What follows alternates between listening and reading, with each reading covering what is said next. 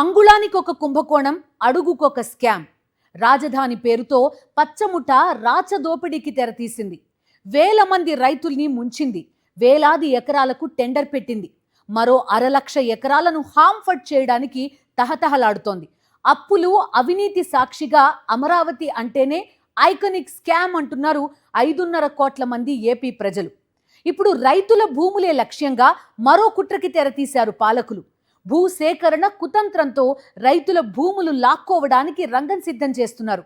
ఇప్పటికే భూములిచ్చిన రైతులకు నరకం చూపిస్తోన్న చంద్రబాబు ప్రభుత్వం భూములివ్వని రైతులపై సరికొత్త పన్నాగాలు పన్నుతోంది.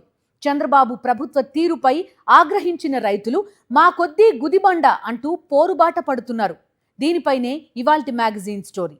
అమరావతిని న్యూయార్క్ చేస్తాం, బీజింగ్ చేస్తాం లాంటి దిక్కుమాలిన స్టేట్మెంట్స్తో ప్రజల కళ్ళకి గ్రాఫిక్స్ గంతలు కట్టి 2014 నుంచి 5 ఏళ్ల పాటు చంద్రబాబు వెలగబెట్టిన పాలనని తెలుగు ప్రజలు ఎప్పటికీ మర్చిపోరు. ఇప్పుడు అంతకు మించి అనేసింది పచ్చముఠ. ఎన్నెన్ని డ్రామాలు, ఎన్నెన్ని మోసాలు, ఎంతెంత దోపిడి. దేవతల నగరం పేరు చెప్పి చంద్రబాబు అండ్ కో చేస్తున్న స్కామ్లు, అప్పులు. ఆ అప్పుల్లో మళ్లీ దిగమింగుడు. ఇవన్నీ చాలవన్నట్టు అమరావతి వైపు చూపిస్తూ సంక్షేమానికి, అభివృద్ధికి కూడా నీళ్లొదిలేశారు. ఇలా చెప్పుకుంటూ పోతే అమరావతి కేంద్రంగా ఆంధ్రప్రదేశ్కి చంద్రబాబు ప్రభుత్వం చేస్తున్న వంచన అంతా ఇంత కాదు. ఇప్పుడు మరోసారి అమరావతి రైతుల ఉసురు పోసుకోవడానికి ఏపీ పాలకులు తహతహలాడిపోతున్నారు. దేవతల రాజధాని అమరావతి అంటూ దాన్ని స్కామ్ల రాజధానిగా మార్చి 5.5 కోట్ల మంది ఏపీ ప్రజలను తనదైన శైలిలో వంచన చేస్తూనే ఉన్నారు చంద్రబాబు. అమరావతి పేరుతో చంద్రబాబు వేల కోట్ల రూపాయలు అప్పులు చేస్తున్నారు. కానీ అమరావతిలో ఎక్కడ వేసిన గొంగళి అక్కడే ఉంది. అదే సమయంలో నిర్మాణాల పేరుతో వేల కోట్ల రూపాయల దోపిడీ మాత్రం నాన్ స్టాప్ గా సాగుతోంది. ఈ దారుణాలను ప్రశ్నిస్తే వారంతా అమరావతి వ్యతిరేకులే అంటూ ఎదురుదాడి చేస్తూ అవినీతి వ్రతాన్ని కొనసాగిస్తోంది చంద్రం ముఠ. అవినీతి, అప్పులకు అమరావతిని కేర్ అడ్రస్ గా మార్చేసి 5.5 కోట్ల మంది ప్రజల భవిష్యత్తుతో ఆడుకుంటున్నారు. మరోవైపు అమరావతి రైతుల జీవితాలతో ఆడుకుంటున్నారు పాలకులు. ఇప్పటికే భూములిచ్చిన రైతులను నిలువునా ముంచేసిన చంద్రబాబు ప్రభుత్వం భూములివ్వని రైతులే లక్ష్యంగా కొత్త కుట్రలకు తెరతీసింది. దీంతో అమరావతిని గుదిబండగా భరించటం మా వల్ల కాదంటూ రైతులు తిరుగుబాటు బావుట ఎగరవేశారు. రాజధాని ప్రాంత రైతులు మరోసారి తమ సమస్యలతో రోడ్డెక్కారు. పెనుమాక, ఉండవల్లి ప్రాంత రైతులు తమ భూములపై కొనసాగుతున్న వివాదాలు, నోటిఫికేషన్లు, నోటీసులపై తీవ్ర ఆవేదన వ్యక్తం చేస్తున్నారు. తమకు తెలియకుండానే భూసేకరణ నోటిఫికేషన్లు జారీ చేశారని, భూములు ఇవ్వాల్సిందే అంటూ అధికారులు ఒత్తిడి తెస్తున్నారని ఆరోపణలు చేస్తున్నారు. తమ సమస్యలు నేరుగా మాజీ సీఎం వైఎస్ జగన్ కు చెప్పుకోవటానికి రైతులు సిద్ధమవుతున్న తరుణంలోనే హఠాత్తుగా పెనుమాకలో సిఆర్డీఏ అధికారులు గ్రామసభను ఏర్పాటు చేయడంపై రైతులు తీవ్ర ఆగ్రహాన్ని వ్యక్తం చేశారు. సిఆర్డీఏ ఏర్పాటు చేసిన గ్రామ సభను బహిష్కరించారు రాజధానికి భూములివ్వని రైతులు. భూసేకరణకు సంబంధించిన రైతులతో గ్రామ సభ ఉంటుందని చెప్పి గ్రామంలో తెలుగుదేశం నాయకులను ఎందుకు గ్రామ సభకు పిలుస్తున్నారంటూ రైతులు ఆగ్రహాన్ని వ్యక్తం చేశారు. గ్రామ సభలో గొడవ చేయాలన్న భావంతోనే తెలుగుదేశం నాయకులు గ్రామ సభకు హాజరవుతున్నారని, గ్రామ సభను బహిష్కరించి బయటకు వెళ్లిపోయారు రాజధానికి భూమి ఇవ్వని రైతులు. ఇప్పుడు ఏంది, ఇది భూసేకరణ యువనాలకని చెప్పారు మీటింగు. ఇప్పుడు పార్టీ నాయకులు, ఇచ్చిన వాళ్ళు మొత్తం కలిపినాక అది రేపు ఒక పాయింట్ ఆడంగానే గందరగోళం చేసేస్తారో మా మాటలు ఎవరు వినరు. అందుకని మేము దాన్ని బాయ్కాట్ చేసి వచ్చేస్తున్నాం. మేమేమంటున్నామంటే యువన రైతులకల్లా సపరేట్గా పెట్టండి ఒకసారి మీటింగు. వాళ్ళకి కావాలంటే వాళ్ళకి ఒకసారి పెట్టుకోండి, మాకు టైం చెప్పండి, మేము వస్తామని చెప్తున్నాం. సిఆర్డీఏ కమిషనరు, డిప్యూటీ కలెక్టర్ గారు ఒక అవగాహన లేకుండా రైతుల్ని పిలిపించారు 9ంటికని. కలెక్టర్ గారు ఆడ మీటింగ్లో ఉండారు. వస్తారు, ఉండండి అని చెప్తే వాళ్ళు మీటింగ్ ఎప్పటికి వస్తారో ఏందో, రైతుల విధానాల్లో రైతుల పనులు చేసుకునే వాళ్ళు కనుక ఈ మీటింగ్ ను బాయ్కాట్ చేశారు.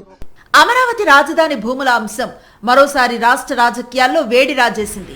భూసేకరణకు వ్యతిరేకిస్తూ రాజధాని రైతులు వైఎస్ఆర్సీపీ అధినేత మాజీ సీఎం వైఎస్ జగన్మోహన్ రెడ్డిని కలిశారు. పెనుమాక, ఉండవల్లి ప్రాంత రైతులు తమ భూములపై కొనసాగుతున్న వివాదాలు, నోటిఫికేషన్లు, నోటీసులపై తీవ్ర ఆవేదన వ్యక్తం చేస్తున్నారు. తమకు తెలియకుండానే భూసేకరణ నోటిఫికేషన్లు జారీ చేశారని, భూములు ఇవ్వాల్సిందే అంటూ అధికారులు ఒత్తిడి తెస్తున్నారని వైఎస్ జగన్ కు తమ కష్టాలు చెప్పుకున్నారు. రాజధానికి భూమి ఇవ్వాలి అనే పేరుతో సమావేశాలు పెట్టి తమపై ఒత్తిడి తెస్తున్నారని రైతులు తమ గోడు చెప్పుకున్నారు. ఉండవల్లిలో ల్యాండ్ ఎక్విజిషన్కి, ల్యాండ్ పూలింగ్కి మేము వ్యతిరేకంగా ఉన్నాము. మా భూములను తప్పించండి. ఎలా అయినా సరే లాస్ట్ గవర్నమెంట్లో జగన్మోహన్ రెడ్డి గారి వల్ల మేము హ్యాపీగా కళ్ళు మూసుకొని నిద్రపోయాం.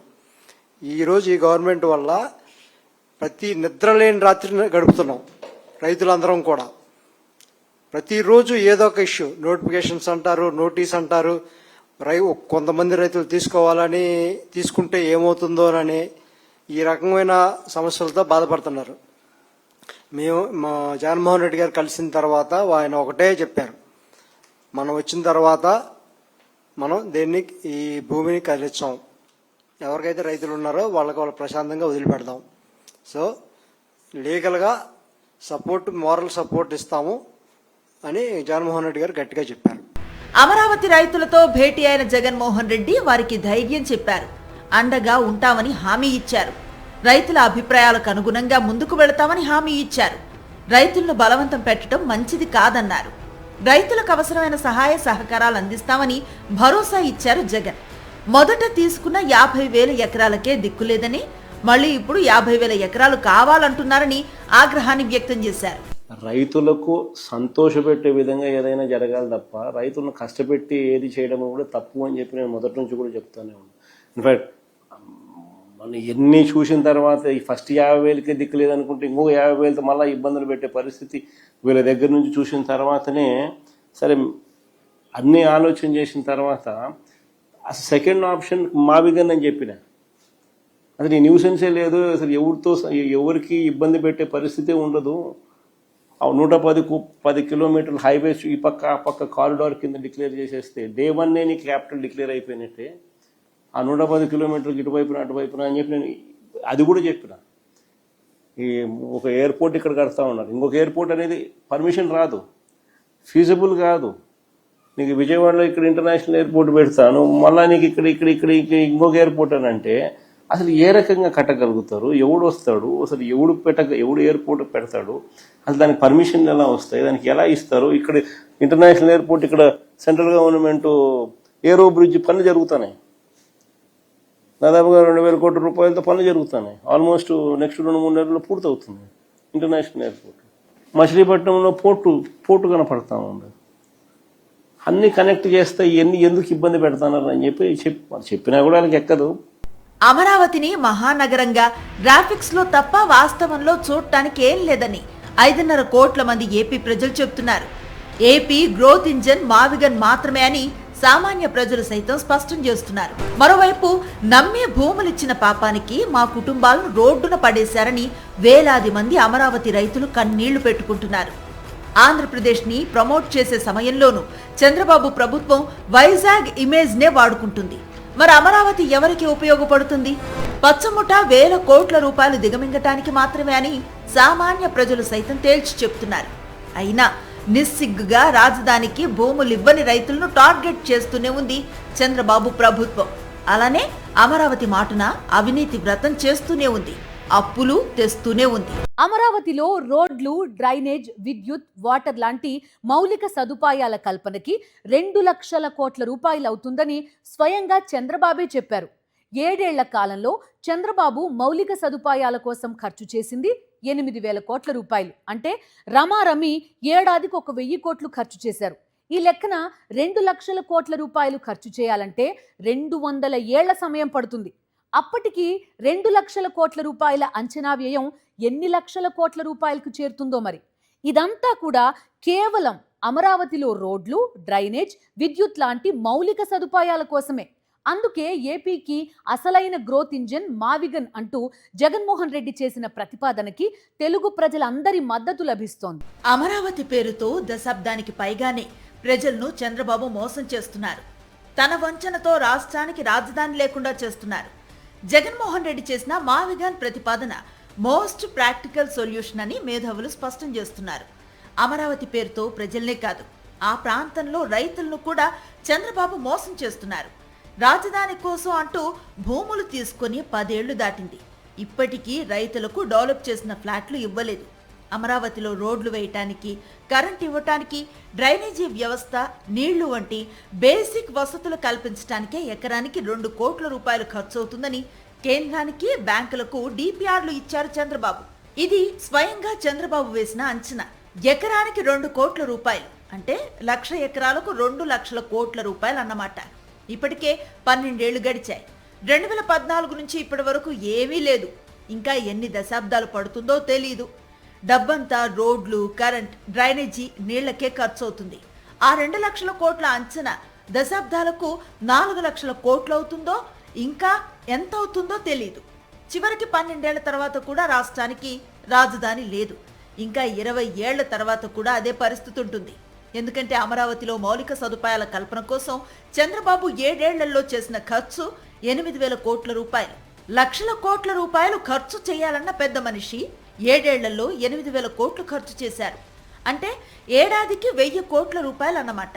ఈ లెక్కన అమరావతిలో మౌలిక సదుపాయాల కల్పన కోసం 2 లక్షల కోట్ల రూపాయలు ఖర్చు చేయాలంటే 200 ఏళ్ల సమయం పడుతుందన్నమాట. అప్పటికి 2 లక్షల కోట్ల రూపాయల అంచనా వ్యయం 20 లక్షల కోట్ల రూపాయలకో చేరుతుంది. అంత డబ్బు అప్పిచ్చేదెవరు? అన్ని లక్షల కోట్ల రూపాయలు తిరిగి ఎలా కట్టాలి? ఇలా దశాబ్దాలకు దశాబ్దాలు అమరావతిలో రోడ్లు వేసుకుంటూ, డ్రైనేజీలు తవ్వుకుంటూ గడిపేస్తే అసలు రాజధాని నగరం ప్రజలకు అందుబాటులోకి వచ్చేదెప్పుడు?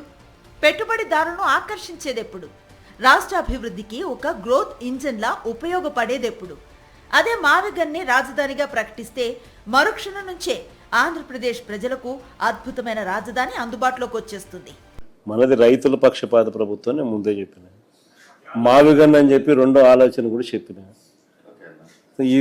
అసలు ఈ పద్ధతి ప్రకారం పోతే అసలు ఏ రాజధాని రాష్ట్రానికి ఇప్పుడు కాదు, ఇంకో 30 ఏళ్ళ తర్వాత కూడా రాజధాని ఈ రాష్ట్రానికి రాజధాని లేకుండానే ఉంటుంది తప్ప రాజధాని అనేది ఉండదు. మావిగన్ అనేది రాజధానిగా భావించి అక్కడికి మనం యాక్సెప్ట్ చేస్తే తప్ప అప్పుడు ఏమైందంటే ఆ కారిడార్ రాజధాని ఆటోమేటిక్లీ ఈరోజే కృష్ణ అయిపోతుంది. ఆ పక్క ఈ పక్క నేషనల్ హైవేకి ఈ పక్క ఆ పక్క అదే రాజధాని. రాజధాని అంటే ఏంది? రాజధాని అంటే ఏందనేది వీళ్ళకి ఫస్ట్ అర్థం కావడం. ఆడ ఎయిర్పోర్ట్ కడతానంటాడు. ఇటు ఉంది కదా స్వామి ఎయిర్పోర్ట్ అంటాను. ఆడ నీకు ఆడ పోర్ట్ లేదు, సీ పోర్ట్ లేదు. ఇటు ఉంది కదా నేను సీ పోర్టు అని చెప్పి మచిలీపట్నం అని చెప్తాను. రాజధాని అంటే ఏంది? సీ పోర్ట్ అనేది అక్కడ ఉంది, ఎయిర్పోర్ట్ అనేది గన్నవరంలో ఉంది. నీకు నేషనల్ హైవేలు 4 నేషనల్ హైవేలు జంక్షన్లు అక్కడే కలుస్తున్నాయి. 3 రైల్వే స్టేషన్లు ఉన్నాయి. ఆడ గుంటూరులో ఉంది, విజయవాడలో ఉంది, మచిలీపట్నంలో ఉంది. మెడికల్ కాలేజీలు అన్నీ ఉన్నాయి, ఇన్స్టిట్యూషన్స్ అన్నీ ఉన్నాయి. నీకు రాజధాని అంటే ఏంది? ఇవన్నీ నువ్వు మళ్ళీ కడతానంటావు. నువ్వు మళ్ళీ 0 నుంచి స్టార్ట్ చేస్తానంటావు. దానికి మళ్ళీ రోడ్లు లేని చోట రోడ్లు వేయాలంటావు. 20 కోట్లు అయ్యే రోడ్డును 53 కోట్లు అంటున్నావు. ఆ బిల్డింగ్ స్క్వేర్ ఫీట్కి 20,000 పెడతానంటున్నావు. మావిగన్ కారిడార్తో తొలి రోజు నుంచే రాజధాని అందుబాటులోకి వస్తుంది. మావిగన్ కారిడార్ని అనౌన్స్ చేస్తే చాలు, ఆంధ్రప్రదేశ్ అభివృద్ధిని పరుగులు పెట్టించే గ్రోత్ ఇంజిన్ తొలి రోజు నుంచే తన పని మొదలు పెడుతుంది. మచిలీపట్నం, విజయవాడ, గుంటూరు మధ్య 110 కిలోమీటర్ల పరిధి. ఇక్కడ రాజధానికి ఉండాల్సిన అన్ని లక్షణాలు, అర్హతలు, మౌలిక సదుపాయాలు, 1 కోటి మందికి పైగా ప్రజల అవసరాలను తీర్చగల శక్తి సామర్థ్యాలు అన్నీ ఉన్నాయి. అందుకే జగన్మోహన్ రెడ్డి చేసిన మావిగన్ ప్రతిపాదనకి ఏపీ ప్రజలు జేజేలు కొడుతున్నారు. మావిగన్ కోసం లక్షల కోట్ల రూపాయలు అప్పులు చేయక్కర్లేదు. కేవలం 20,000 కోట్లు ఖర్చు చేస్తే చాలు. మావిగన్లోనే పోర్ట్ ఉంది, ఇంటర్నేషనల్ ఎయిర్పోర్టు ఉంది. విజయవాడ, గుంటూరులో అతిపెద్ద రైల్వే స్టేషన్స్ ఉన్నాయి. విజయవాడ తూర్పు భారతదేశాన్ని, ఉత్తర భారతదేశాన్ని కలిపే కీలకమైన రవాణా కేంద్రం, వాణిజ్య కేంద్రం. అలానే విజయవాడలో నేషనల్ హైవే 16 దక్షిణ భారతదేశాన్ని, తూర్పు భారతదేశాన్ని కలుపుతుంది. అటు పోర్ట్, ఇటు ఇంటర్నేషనల్ ఎయిర్పోర్ట్, ఇటు 2 పెద్ద రైల్వే స్టేషన్లు. వీటితో పాటు 110 కిలోమీటర్ల మేర జాతీయ రహదారి. ఇన్ని హంగులున్నాయి కాబట్టి మావిగన్ని రాజధానిగా ప్రకటిస్తే శరవేగంగా అభివృద్ధి సాధ్యం అవుతుంది. అందుకే జగన్మోహన్ రెడ్డి మావిగన్ ప్రతిపాదనకి మేధావుల నుంచి సామాన్య ప్రజల దాకా అందరి మద్దతు లభించింది. కానీ పచ్చముఠ మాత్రం అమరావతి మాటున తాము చేస్తున్న అవినీతి వ్రతం ఎక్కడ ఆగిపోతుందో అన్న ఆందోళనతో కొత్త కుట్రలకు పదును పెడుతున్నారు. విశ్వసనీయత, నమ్మకం, నిజాయితీ, పారదర్శకత వీటికి ఆమడ దూరంలో రాజకీయాలు చేయడంలోనూ, పాలన సాగించడంలోనూ చంద్రబాబుని మించిన వాళ్ళు దేశంలోనే లేరు. దీన్ని నిరూపించడానికి ఆయన రాజకీయ జీవితం మొత్తం చెప్పక్కర్లేదు. 2 ఏళ్లుగా వెలగబడుతోన్న పాలన చూసినా ఇట్టే అర్థమైపోతుంది. ఎన్నికల హామీల నుంచి అమరావతి నిర్మాణం దాకా అన్నీ అరచేతిలో వైకుంఠం తరహాలోనే ఉన్నాయి. ఇప్పటిదాకా రాజధాని కోసం చేసిన అప్పులు ఎంతో తెలుసా? కేవలం రాజధాని పేరు చెప్పి తెచ్చిన అప్పులు 47,500 కోట్ల రూపాయలు. ఇక అమరావతి కేంద్రంగా సాగుతున్న అవినీతి వ్రతం చూసి తెలుగు ప్రజలు హడలిపోతున్నారు. నిర్మాణ వ్యయాన్ని ఇష్టారాజ్యంగా పెంచేసి ప్రజాధనాన్ని దోచుకు తింటోంది పచ్చముఠ. దీంతో అమరావతి పూర్తయ్యేసరికి ఆంధ్రప్రదేశ్నే మింగేస్తుందా అని సామాన్య ప్రజలు సైతం ఆందోళన వ్యక్తం చేస్తున్నారు. అమరావతి పేరు చెప్పి లక్షల కోట్ల రూపాయలు అప్పులు చేయటం, అదే సమయంలో అమరావతిలో అవినీతి వ్రతాన్ని పరుగులు పెట్టించటం 2 ఏళ్లుగా ఏపీలో జరుగుతోంది అదే. ఇకపై అంతకు మించి అప్పులు, అవినీతి పర్వం అమరావతి కేంద్రంగా సాగనుందని సామాన్య ప్రజల నుంచి రాజకీయ విశ్లేషకుల దాకా తేల్చి చెప్తున్నారు. ఎందుకంటే విపరీతంగా నిర్మాణాల అంచనా వ్యయాలు పెంచేస్తున్నారు. కళ్ళు చెదిరే రీతిలో వేల కోట్ల రూపాయలు అమరావతిలో ధారపోస్తున్నారు. భవనాల అద్దెలకే 2,540 కోట్ల రూపాయలు ఖర్చు చేయడానికి చంద్రబాబు ప్రభుత్వం రెడీ అయ్యిందంటే అమరావతి పేరుతో ఆంధ్రప్రదేశ్ని ఎంతగా ముంచేయటానికి రెడీ అయ్యారో అర్థం చేసుకోవచ్చని పరిశీలకులు స్పష్టం చేస్తున్నారు. మరోవైపు రాజధాని కోసం భూములిచ్చిన రైతులకు వాగుల్లో, వంకల్లో ఫ్లాట్స్ ఇస్తున్న చంద్రబాబు ప్రభుత్వం పచ్చముఠాకి మాత్రం రోడ్ల పక్కనే అత్యంత ప్రధానమైన ప్రాంతాల్లో నివాస, వాణిజ్య ప్లాట్లను కేటాయిస్తుంది. ఇంకో పక్క భూములివ్వని రైతులను వేధించడానికి కొత్త కుట్రలు పన్నుతోంది. అమరావతిని రాజధానిగా ప్రకటించిన వేళ భూ సమీకరణ పేరుతో వేలాది మంది రైతుల దగ్గర నుంచి దాదాపు 36,000 ఎకరాల భూమిని ప్రభుత్వం తీసుకుంది. ప్రభుత్వ భూములు, అటవీ భూములు కలిపి మొత్తం 53,000 ఎకరాలకు పైగా భూమి ప్రభుత్వ చేతిలోకి వెళ్ళింది. రైతుల నుంచి భూములు తీసుకునే సమయంలో వారికి ఎన్నెన్నో ఆశలు కల్పించారు. మీరు భూములిస్తే కోటీశ్వరులవుతారు, మీ గ్రామాలు సింగపూర్లా మారిపోతాయి, 3 ఏళ్లలో అంతర్జాతీయ స్థాయిలో అభివృద్ధి చేసిన ఫ్లాట్లు మీ చేతిలో పెడతామంటూ బాబు ప్రభుత్వం విపరీత ప్రచారం చేసింది.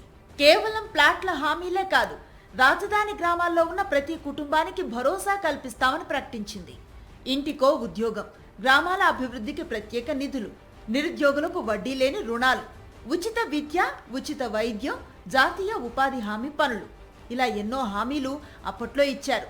29 గ్రామాల్లో ఉన్న పిల్లలకు యూకేజీ నుంచి పీజీ వరకు ఉచిత విద్యనిస్తామని చెప్పారు.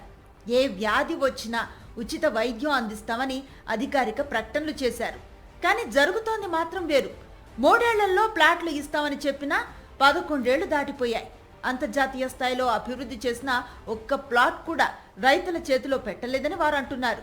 మరోవైపు 50,000 ఎకరాల్లో రాజధాని నిర్మాణం చేస్తే అది మున్సిపాలిటీ అవుతోందని, మొత్తం 1,00,000 ఎకరాలు కావాలంటూ మరో 50,000 ఎకరాలకు టెండర్ పెట్టేశారు చంద్రబాబు. అమరావతి ఆంధ్రప్రదేశ్కి గుదిబండ అని గ్రహించిన జగన్మోహన్ రెడ్డి మావిగన్ ప్రతిపాదన చేస్తే ఏపీ ప్రజలంతా మద్దతును ప్రకటించారు. ఏపీ గ్రోత్ ఇంజన్ మావిగన్ మాత్రమే అని ప్రజలంతా గ్రహించారు. కానీ అమరావతిని రియల్ ఎస్టేట్, అవినీతి కోణాల్లో మాత్రమే చూస్తున్న పచ్చముఠ కొత్త పన్నాగాలు పన్నుతోంది. ఇదే ఇవాల్టి మ్యాగజైన్ స్టోరీ. మరో ఇంట్రెస్టింగ్ టాపిక్ తో మళ్ళీ కలుద్దాం. అంతవరకు స్టే ట్యూన్డ్.